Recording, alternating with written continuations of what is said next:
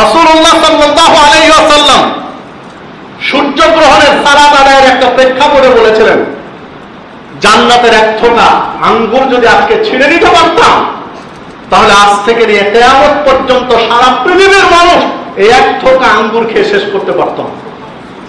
যে হাদিস সহিহ বুখারী। ছোট্ট একটা উদাহরণ দিয়েছিলেন। কারো মনে হতেই পারে যে কি আঙ্গুর আছে এক থোকা আঙ্গুর খেয়ে শেষ করতে পারবে না। উদাহরণ যদি দেখতে চান তাহলে মাও জমজম, জমজমের কূপের দিকে তাকান, জমজমের কূপের দিকে তাকান। হাজার হাজার বছর আগে ইসমাইল আলাইহিস সালাম কেন্দ্রিক যে কূপ আবিষ্কৃত হলো, আল্লাহ দিলেন যে কূপ, যদিও বা অনেকেই মনে করে ইসমাইল আলাইহিস সালামের পায়ের আঘাতে কূপ তৈরি হয়েছিল, এই ইতিহাস ভুল।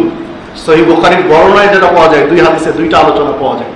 জিবরিল আলাইহিস সালামের পাখার আঘাতে কিংবা জিবরিল আলাইহিস সালামের পায়ের আঘাতে জমজম কূপ তৈরি হয়েছিল, যে হাদিস স্পষ্ট সহিহ বুখারী। ইসমাইল আলাইহিস সালামের পায়ের আঘাতে হয়নি।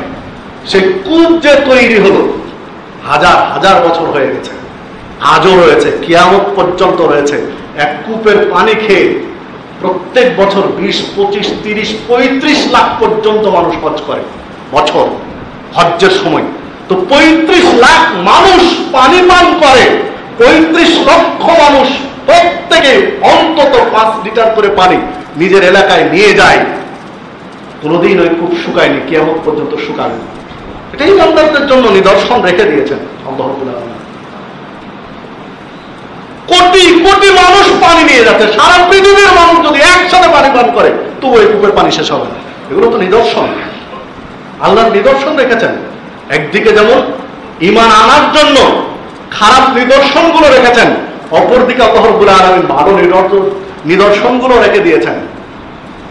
সবার উপস্থিতি এক পাথর, হাজির আসওয়াদ, কালো পাথর, লক্ষ লক্ষ মানুষ চুমু দিচ্ছে। পাথর তো ক্ষয়ে শেষ হয়ে যায়নি, কিয়ামত পর্যন্ত শেষ হবে না। বরং আল্লাহ রাসূল সাল্লাল্লাহু আলাইহি ওয়াসাল্লাম বলছেন, যদি এই পাথরে কেউ চুমু দেয় তাহলে তার পাপটা শোষণ করে নেয় পাথর। পাথরটা ছিল জান্নাত থেকে প্রাপ্ত একটা পাথর, ধবধবে সাদা, দুধের চেয়েও ধবধবে সাদা, কিন্তু নাম হয়েছে তার হাজির আসওয়াদ, কালো পাথর। আল্লাহ রাসূল সাল্লাল্লাহু আলাইহি ওয়াসাল্লাম বলেছেন যে মানুষের পাপ চুষে চুষে পাথরটা সাদা থেকে কালোতে রূপ নিয়েছে।